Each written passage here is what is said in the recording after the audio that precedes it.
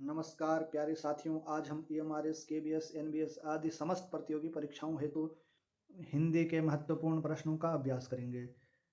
आप स्वयं की तैयारी को और मजबूत करें।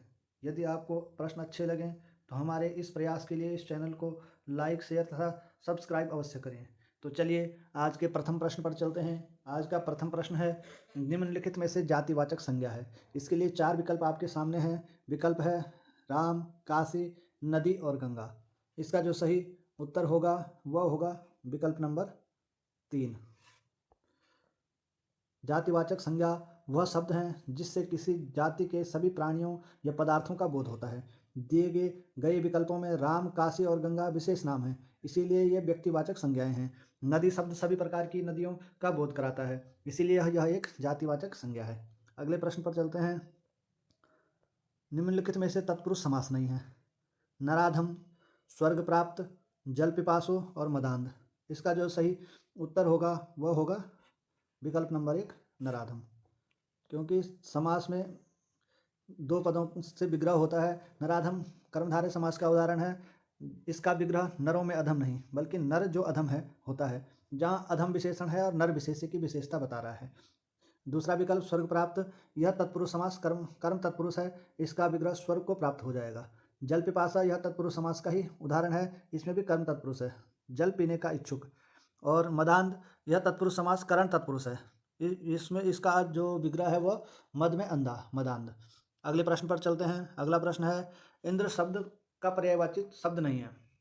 इनमें से 4 विकल्प हैं, जो इंद्र का पर्यायवाची नहीं है वही इसका सही विकल्प होगा, क्योंकि यहाँ पर जो पूछा गया है वह क्या है, पर्यायवाची शब्द नहीं है। नहीं का हमें परीक्षा में विशेष ध्यान रखना होता है, क्योंकि हम जब विकल्पों को ध्यान से देखते हैं तो इसमें ज़्यादातर विकल्प क्या है, वही सभी इंद्र के पर्यायवाची हैं, परंतु एक विकल्प ऐसा है जो इंद्र का पर्यायवाची नहीं है। वह कौन सा है? मनोज। मनोज कामदेव का पर्यायवाची है, अन्य सभी पर्यायवाची इंद्र के हैं। अगला प्रश्न है, विलोम शब्द के आधार पर असंगत शब्द युग्म है, इसमें भी असंगत पूछा है, तो इसका जो सही उत्तर होगा वह कौन सा होगा? निंदा प्रार्थना। इसका जो पहला ही, क्योंकि निंदा का विलोम प्रार्थना नहीं होता है। अन्य सभी विकल्प सही हैं।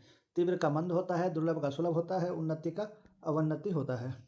निंदा का अर्थ दोष निकालना या बुराई करना, इसका सही विलोम स्तुति होगा या प्रशंसा। निम्नलिखित में अशुद्ध शब्द है। यहाँ पर 4 विकल्प हैं, धोखा, हिंदुस्तान, दुष्कर और सीधा साधा। इसका जो सही विकल्प होगा वह होगा सीधा साधा, विकल्प नंबर 4। दिए गए विकल्पों में सीधा साधा शब्द अशुद्ध है, इसका शुद्ध रूप सीधा साधा होता है, जिसमें साधा शब्द का प्रयोग होता है वह साधा नहीं। अगला प्रश्न है, निम्नलिखित में स्वर संधि वाला नहीं है। इनमें कौन सा स्वर संधि वाला नहीं है? 4 विकल्प हैं, परमार्थ, कुशासन और वार्तालाप और तल्लीन। इसका जो सही उत्तर होगा वह होगा विकल्प नंबर 4 तल्लीन। तल्लीन में व्यंजन संधि है। तल्लीन शब्द व्यंजन संधि का उदाहरण है, इसका संधि विच्छेद होता है तत् धन लीन। व्यंजन संधि के नियमानुसार यदि त या द के बाद ल आता है तो त या द ल में बदल जाता है। अन्य विकल्प स्वर संधि के हैं। परमार दीर्घ संधि का है, कुशासन दीर्घ संधि का है और वार्तालाप भी दीर्घ संधि का उदाहरण है। अगले प्रश्न पर चलते हैं। सोने में सुहागा मुहावरे का अर्थ क्या है? इसके लिए 4 विकल्प हैं। अच्छी चीज़ का और अच्छे हो जाना, लाभ का 2 गुना होना, सोने में सुहागा मिलना या किसी को अत्यधिक लाभ पहुंचाना। इसका जो सही उत्तर होगा वह अच्छी चीज़ का और अच्छा हो जाना। अगला प्रश्न है, शुभकामना पत्र लिखा जाता है। शुभकामना पत्र कब लिखा जाता है? समारोह में सम्मिलित होने के लिए, कार्य प्रारंभ करने के लिए, कार्य पूर्ण होने के उपरांत या संवेदना व्यक्त करने के लिए। इसका जो सही विकल्प होगा वह होगा कार्य प्रारंभ करने के लिए शुभकामना पत्र लिखा जाता है। अगला प्रश्न है, निम्नलिखित में तत्सम शब्द नहीं है। राजा, पिता, कवि और राय। इसका जो सही उत्तर होगा वह कौन सा होगा? वह होगा विकल्प नंबर 4 राय। राय तत्सम शब्द नहीं है। तत्सम शब्द संस्कृत भाषा से हिंदी बिना किसी परिवर्तन के आए शब्द होते हैं। राय शब्द तत्सम नहीं है, यह एक विदेशी मूल का शब्द है, यह तद्भव माना जाता है। अगला प्रश्न है, निम्नलिखित में से कौन सा विकल्प सही नहीं है? कीर्तिमान पुरुष यशस्वी, कम बोलने वाला वाचाल, कम जानने वाला अल्पज्ञ, कम अक्ल वाला मूर्ख। इसका जो सही उत्तर होगा कम बोलने वाला, उसको वाचाल नहीं बोलेंगे, बाकी सभी विकल्प अधिक बोलने वाले को वाचाल कहते हैं, तो इसका दूसरा नंबर का विकल्प सही होगा। अगला प्रश्न है, 4 चौकन्ने सिपाहियों ने इस चोर को पकड़ लिया वाक्य के रेखांकित अंश में पदबंध है। यहाँ आपसे पदबंध पूछा गया है, पदबंध अनेक प्रकार के होते हैं, इसके लिए हम अलग से एक नई वीडियो बनाएंगे जिसमें जो है पदबंध के विषय में आपको बताएंगे। तो आपके समक्ष जो 4 विकल्प हैं इसमें से आप कोशिश करिए इसमें सही विकल्प क्या होगा। 4 चौकन्ने सिपाहियों ने, इस पद में कौन सा पदबंध होगा। इसका जो सही उत्तर होगा इसमें संज्ञा पदबंध है। 4 चौकन्ने सिपाहियों में संज्ञा पदबंध है, क्योंकि सिपाहियों यहाँ पे संज्ञा को आधार बनाकर बना है, जिसमें 4 और चौकन्ने विशेषण और ने कारक चिन्ह इसके विस्तारक हैं। अगले प्रश्न पर चलते हैं। निम्नलिखित में एकार्थी शब्द है जिसका केवल एक ही अर्थ निकलता हो उसे एकार्थी कहते हैं। तो इसमें कौन सा शब्द एकार्थी है यह आपको बताना है। इसका जो सही विकल्प है विकल्प नंबर 4, मित्र। मित्र हमेशा एकार्थी होता है, यह एक निश्चित अर्थ वाला शब्द है। निम्नलिखित में आर्य भाषाओं में सम्मिलित नहीं है। आपके पास 4 विकल्प हैं, अंग्रेजी, अरबी, फारसी और यूनानी। ये कौन सी भाषा इसमें से जो है आर्य भाषाओं में सम्मिलित नहीं है। इसका जो सही उत्तर है वह विकल्प नंबर दूसरा हो जाएगा, अरबी। अरबी आर्य भाषाओं में सम्मिलित नहीं है। अंग फूले न समाना मुहावरे का निम्नलिखित में सटीक अर्थ क्या है। बहुत प्रसन्न होना, बहुत लाभ मिल जाना, परीक्षा पास कर लेना, अच्छे काम की सूचना मिलना। इसका जो सही विकल्प होगा वह बहुत लाभ मिल जाना, विकल्प नंबर 2 होगा। अगले प्रश्न पर चलते हैं। अगला प्रश्न है, वाक्य रचना की दृष्टि से अशुद्ध वाक्य है। उनके सौजन्य से यह कार्य पूर्ण हुआ, मोहन तुम्हारे से नहीं डरता, मुझे 100 रुपये चाहिए, मुझे घर जाना है। इसका जो सही उत्तर होगा वह विकल्प नंबर 2, मोहन तुम्हारे से नहीं डरता। शुद्ध वाक्य इसका शुद्ध रूप होगा, मोहन तुमसे नहीं डरता। मोहन तुमसे नहीं डरता।